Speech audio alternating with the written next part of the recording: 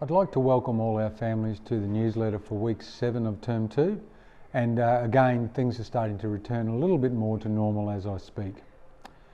This week I spoke to the Year 11 students, or a group of Year 11 students, on the theme of Edmund Rice education, which is looking out my window. This encourages us to concentrate on what we see when we look out our window and the perspective we have on what we see. For me, perspective is everything. I've spoken to the Year 11s about the decisions we've made during the COVID-19 pandemic, and I informed them that they've always been values-based decisions, not economic decisions, and not decisions that are the easy ones. And I would like to give a couple of examples of that. When we look at our staffing at the college, we made a decision not to stand down staff, even though we could have done that. Hence, we've also made the decision not to spend as much on capital works, on building programs that we had planned for the year. So the value was that our community members are more important than the buildings that we inhabit. Therefore, the values drove a decision which would be poor economics for some businessmen. The second thing is to look at the fees decisions. I know that some schools gave discounts in fees.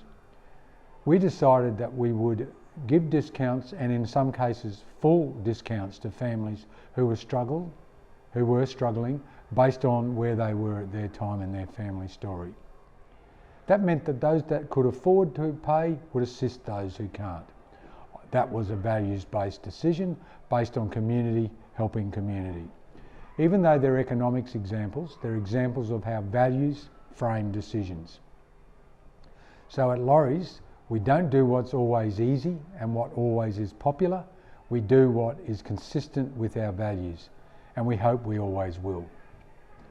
This week, further restrictions have eased, and I've seen much more return to normal co-curricular activity.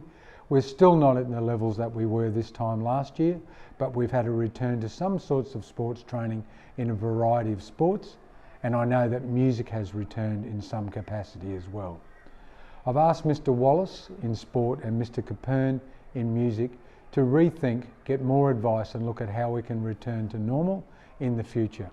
Indeed, Mr. Wallace will be putting out from the sports department a new document surrounding basketball, tennis and cross country, which will be our first sports for term 3. That document is extensive, and I encourage you to look at that. This week we also thank Zion House for running their Mass, or indeed their liturgy, for the term. And again, I'd like to thank Mr. Hesesius for doing that, again with our support staff there, Mr. Caulfield and Miss O'Neill. Year 11 boys are going through assessment at the moment. There is not as much need these days for an assessment block. So that's been different for some of our boys. I hope they've gone well, and I wish them luck with their studies. On a more tragic note, I'd ask you all to pray and keep in mind the community of Iona College. On Sunday evening, one of their Year 9 boys, Jonah Watterson, died tragically. I'm sure a lot of the boys are aware of the details of that. We've been communicating with Iona and trying to provide any support that they would need. So we wish Father Michael and Mr. Goodwin and that community well in the coming weeks. I'd also say, if your son knew Jonah or has been in any way affected by his tragic passing, please contact the head of house or our counselling staff should they need additional support. Sometimes these things can take a while. We're also at this point looking at the term 3 calendar, and I'll give some preliminary information about some changes that will be occurring in term 3. Our subject selection evenings look like they'll be virtual subject selection evenings at this point. So that means that we're not able to have large gatherings at this time, so we'll endeavour to have a virtual subject selection evening. Indeed, parent-teacher interviews, we're revisiting what the format might be there, and we may use some technology to do online parent-teacher interviews next term as well.